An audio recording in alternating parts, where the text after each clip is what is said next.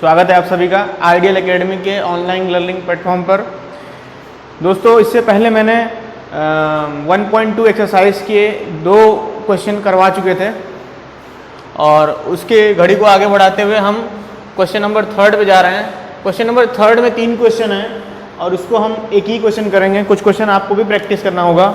सब क्वेश्चन मैं कैसे बता सकता हूँ? कुछ आप नहीं प्रैक्टिस करेंगे तो आपको कोई फ़ायदा नहीं होने वाला, ठीक है? तो आप मैं जैसे जैसे बता रहा हूँ वैसे वैसे प्रैक्टिस करिए, आप मैथमेटिक्स अच्छे से जान जाएंगे, ठीक है? तो इसमें कह रहा है find the HCF and LCM by prime factorisation.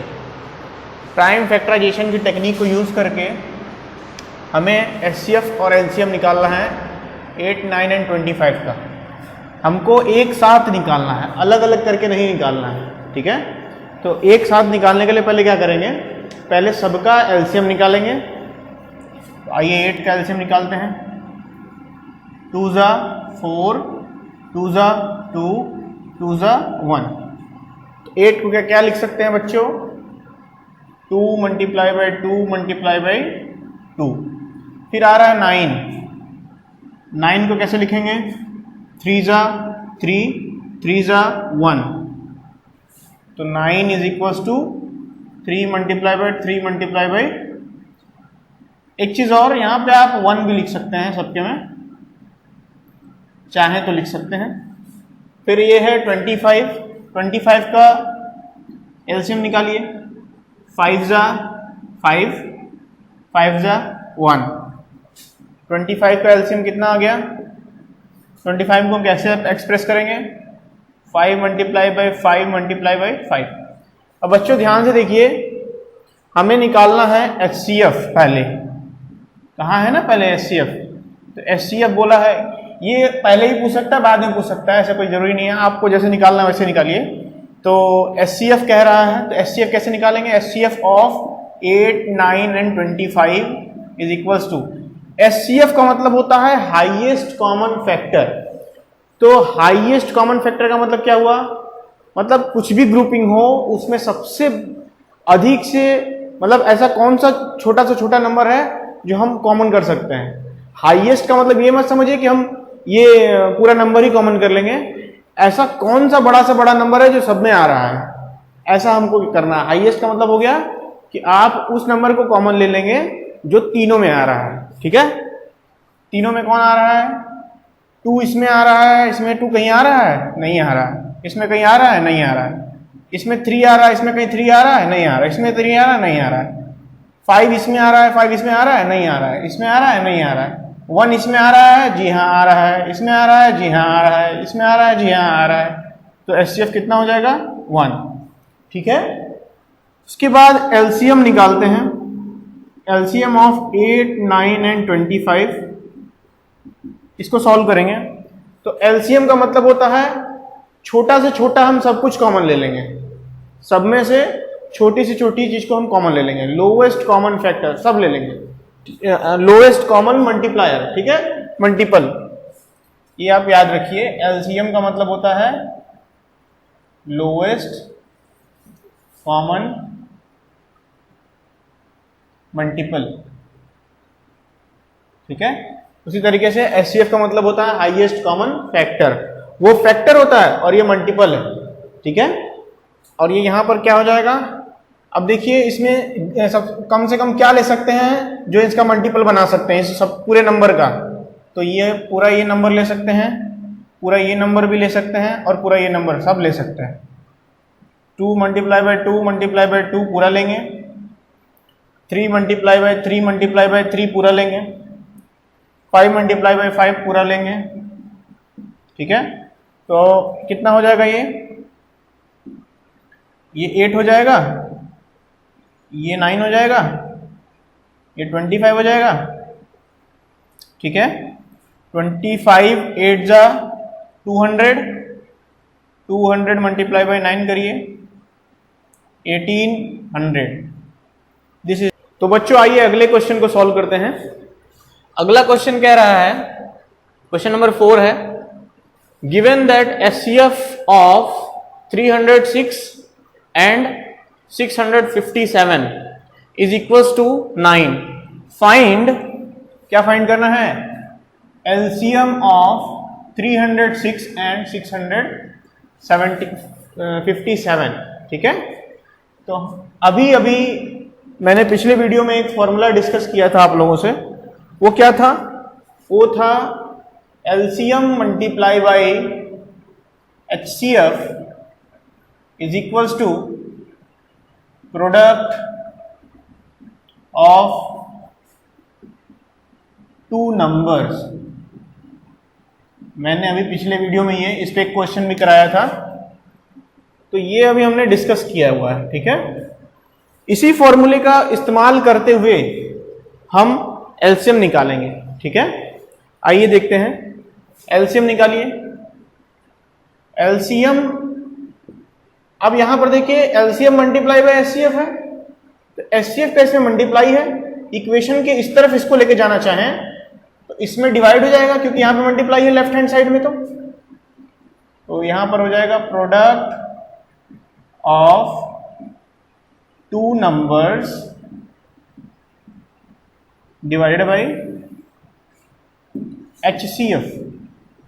जो एलएचएस में डिवाइड रहेगा उधर मल्टीप्लाई हो जाएगा, इधर प्लस होगा उधर जाके माइनस हो जाएगा, इधर माइनस होगा तो इक्वेशन के उधर जाके प्लस हो जाएगा, ठीक है।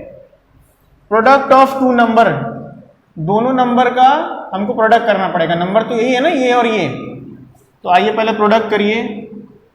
306 मल्टीप्लाई बाई 57, ये कितना हो जाएगा? 7 6 42, 2 4 हासिल, 7 3 21, 2 1, और ये हो जाएगा 5 6 30, 0 3 हासिल, 15,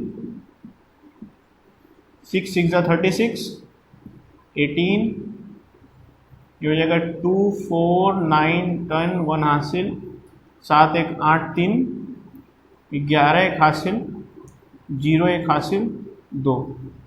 एक बार क्रॉस वेरीफाई भी कर लेते हैं। 2 4 6 और 3 9 और 1 10, 0 1 हाथ से लगा, 7 और 1 8, 8 और 3 11, 1 1 हाथ से लगा, 9 और 1 10, 1 हाथ से लगा, ये ठीक है, करेक्ट है। तो कितना आया बच्चों? आया है 2,01,042, ठीक है, ये आया है। इसका डिवाइड करना है किससे? HCF of two numbers, HCF of two number. What is the number? This are the number, and what we are calculating?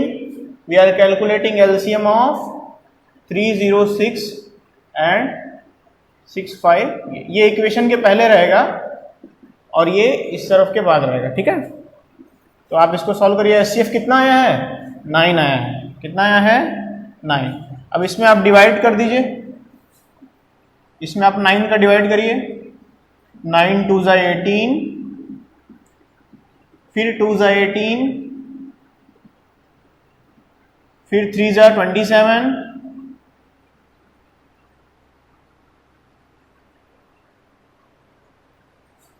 फिर 3 ज़ा 27, 34 था ना, 27, ठीक है।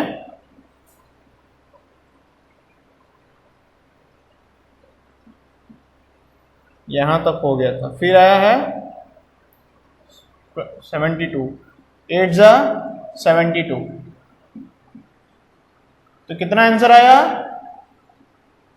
आंसर आया है 22,338। This is the LCM, okay. अब इसके आधार पे आप कोई भी क्वेश्चन कर सकते हैं, इसीलिए मैं स्टेप बाय स्टेप आपको मल्टीप्लाई भी कर रहा हूं, डिवाइड भी कर रहा हूं, ठीक है। तो आइए बच्चों एक और क्वेश्चन देखते हैं। इस क्वेश्चन में बच्चों को डर लगता है, स्टेटमेंट नहीं समझ में आता है, इस वजह से मैंने इसको सेलेक्टिवली लिया हुआ है। ये 5वां क्वेश्चन है एनसीईआरटी का 1.2 का। इसमें कह रहा है check whether 6 power n can end with the digit 0 for any natural number n। मतलब क्या कह रहा है? क्या 6 पावर n, जहां पे वो जो छोटा वाला n है, वो एक नेचुरल नंबर है। नेचुरल नंबर मतलब countable number. What is countable number? That is 1 2 3 4 5। मतलब जब भी यहाँ पे कुछ भी आएगा तो 6 पावर 1 आएगा, 2 आएगा, 3 आएगा, 4 आएगा, ऐसे आएगा। ठीक है, 1 से नीचे नहीं आने वाला। ठीक है ना, कह रहा है तो क्या 6 पावर n कभी भी रिजल्ट लास्ट में 0 आएगा उसके डिजिट में? मतलब 6 पावर n का जो भी रिजल्ट आएगा क्या उसके लास्ट डिजिट में 0 आएगा? यही क्वेश्चन कह रहा है। तो आप मुझे ये बताइए, अगर मैं जनरल सेंस की बात करूं, n की जगह पर 1 रख दूं तो कितना आ रहा है? 6 आ रहा है। n की जगह पर 2 रख दूं तो कितना आ रहा है? 36 आ रहा है। 3 रख दूं तो कितना आ रहा है? 36 मल्टीप्लाई बाई 3 सॉरी 6 इसको तो कितना आ जाएगा? 216।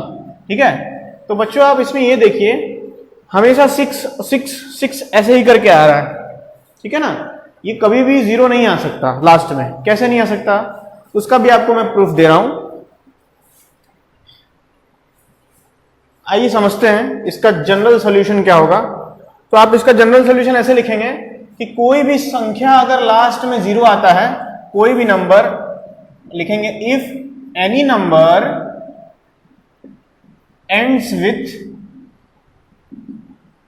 Digit 0 then it is either then it is divisible by 5। ठीक है, तो कोई भी संख्या के लास्ट में अगर 0 आ रहा है तो वो 5 से डिविजिबल होगी। ठीक है, 5 किसको काट सकता है? 5 0 को भी लास्ट में से 10 आया तो लास्ट में 10 आया, मतलब क्या है? 10 का मतलब लास्ट वाला डिजिट क्या है? 0 है। तो 5 10 को काट सकता है, 15 को काट सकता है, 20 को काट सकता है। तो ध्यान दीजिए बच्चों, यहां पर 0 आ रहा है, 5 आ रहा है, 0 आ रहा है। तो कोई भी संख्या अगर 5 से डिविजिबल होगी, इसका मतलब उसके लास्ट में कितना आना चाहिए? 0 एंड 5 एंड समथिंग। ठीक है, 0 5 0 5 ऐसे करके आना चाहिए, इसके अलावा कुछ नहीं आना चाहिए। तो मतलब 0 से लास्ट में कोई भी संख्या अगर एंड हो रही है तो क्लियरली एक कंफर्म है कि वो 5 से डिविजिबल होने वाली है। ठीक है, लेकिन अगर हम 6 पावर n की अगर हम बात करें, लेकिन अगर हम 6 पावर n की बात करें तो 6 पावर n को क्या लिख सकते हैं? 6 का एलसीएम निकालिए, 2 जा 3 3 जा 1, तो 2 मल्टीप्लाई बाई 3 पावर n। तो आप ध्यान से देखिए कि क्या इसके प्राइम फैक्टराइजेशन में कहीं भी आपको 5 दिख रहा है? नहीं दिख रहा है। 5 नहीं आने का मतलब ये दिख रहा है कि जो भी नंबर इसके अंदर हैं वो 5 नहीं आ रहे हैं, या 0 तो मतलब आएगा ही नहीं, 5 नहीं आ रहा है या 5 का मल्टीपल नहीं आ रहा है।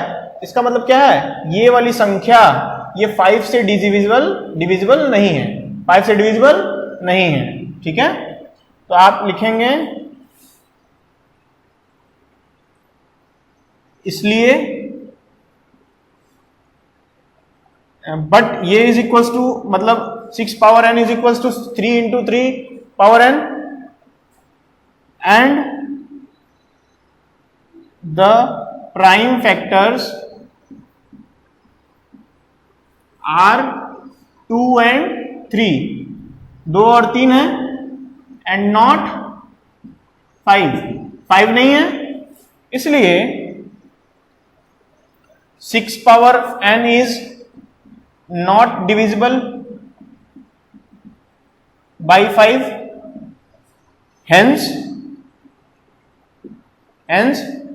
6 power n can never ends with last digit as 0। ठीक है, तो इसका क्या मतलब हुआ? इसका निष्कर्ष ये निकला कि 6 पावर n कभी भी लास्ट में 0 अंक नहीं दे सकता, या लास्ट में 0 अंक से खत्म नहीं हो सकता। ठीक है, तो आइए बच्चों, एक लास्ट क्वेश्चन इस वीडियो में हम करने जा रहे हैं। ये क्वेश्चन वर्ड प्रॉब्लम टाइप का क्वेश्चन है, और एनसीईआरटी से सीबीएसई के पेपर में हर साल एक इसी से एक क्वेश्चन आता है। ठीक है, इसको आपको देखना है, समझना है, फैक्ट समझना है। आप मैक्सिमम कोचिंग में, स्कूल में देखेंगे कि इस क्वेश्चन का कोई तर्क नहीं देता है, डायरेक्ट आपको सोल्यूशन बता देगा, कोई आपका लॉजिक नहीं आएगा, आपको कोई लॉजिक नहीं बताता है कि किस लॉजिक पे वर्क कर रहा है, मैं आपको लॉजिक बताऊंगा, ठीक है। तो आइए इस क्वेश्चन को पहले ध्यान से पढ़ते हैं। कह रहा है there is a circular path around a sport field. एक स्पोर्ट फील्ड है, मान लीजिए ये स्पोर्ट फील्ड हो गया। इस स्पोर्ट फील्ड के अराउंड में एक सर्कुलर पैथ है। क्या है? एक सर्कुलर पैथ है। Sonia take 18 minutes to drive 1 round of the field. Sonia जो है इस पूरे फील्ड का, ठीक है,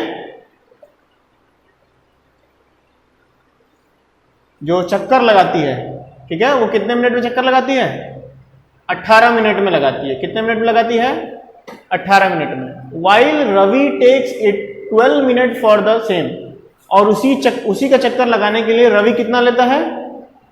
रवि जो है 12 मिनट लेता है। कितना लेता है?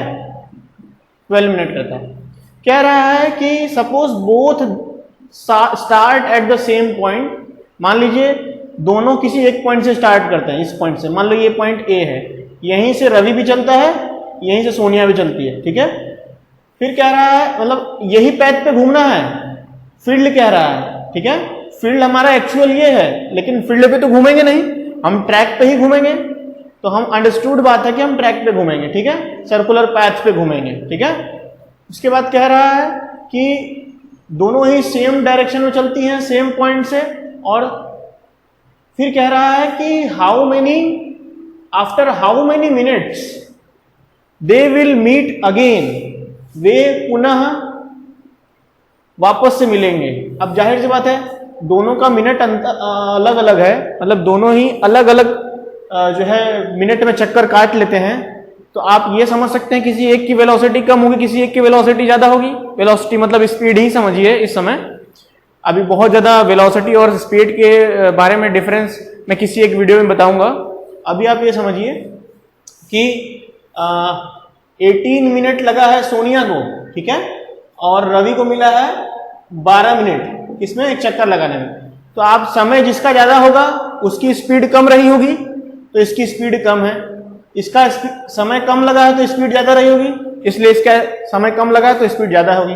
तो आप ये बताइए कि अब हमसे पूछ रहा है कितने मिनट बाद ये फिर से एक पॉइंट पे आके मिलेंगे। जाहिर सी बात है कोई कम धीरे धीरे चल रहा है, कोई तेज तेज चल रहा है, तो किसी न किसी टाइम पे जो है एक पॉइंट पे फिर आके ये मिलेंगे, जाहिर सी बात है।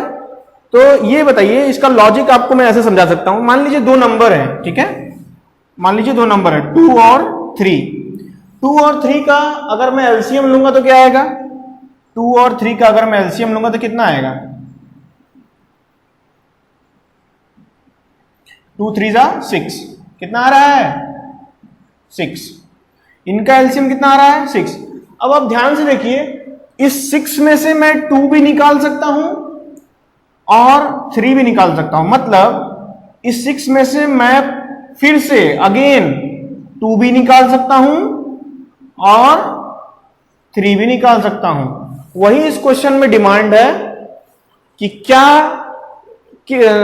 डिमांड ये है कि किस समय पर वापस मतलब अगेन फिर वो स्टार्टिंग पॉइंट में मीट करेंगे।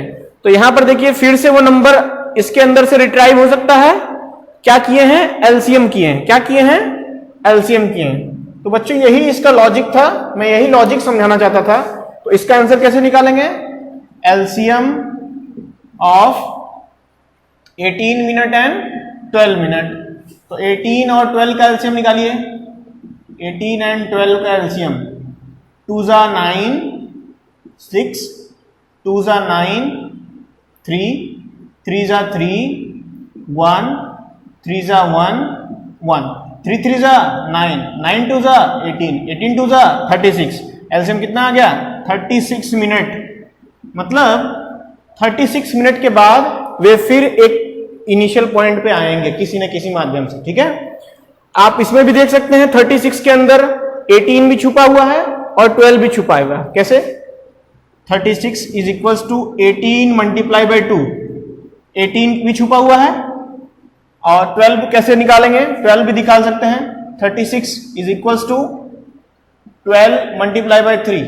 तो ध्यान से देखिए 12 भी छुपा हुआ है, मतलब वापस हम 36 में से 18 निकाल सकते हैं, तो इसका मतलब वापस किसी एक पॉइंट पर ये फिर से मिल सकते हैं। ठीक है, तो इस क्वेश्चन से मैं पूरा डिस्कशन समाप्त करता हूं। आज के वीडियो के लिए इतना ही। आप चैनल से जुड़े रहिए, लाइक करिए, शेयर करिए, सब्सक्राइब करिए और लोगों को भी जोड़िए। और हमने टेलीग्राम का चैनल बनाया है, आपको यदि कोई भी डाउट आता है क्वेश्चन सॉल्व करते समय, चाहे वो एनसीईआरटी का हो, चाहे वो आरडी शर्मा का हो, चाहे वो आर एस अग्रवाल का हो, क्लास 10 का, किसी का भी, ठीक है, मैथमेटिक्स का, अभी मैं मैथमेटिक्स पढ़ा रहा हूं तो मैथमेटिक्स का, आप टेलीग्राम चैनल पे आके उस क्वेश्चन को पोस्ट कर सकते हैं, हम लोग उसका सोल्यूशन प्रोवाइड करेंगे और भी जो नोट्स वगैरह होगा हम टेलीग्राम पे देंगे। आप हमें इंस्टाग्राम पे भी फॉलो कर सकते हैं। Thank you.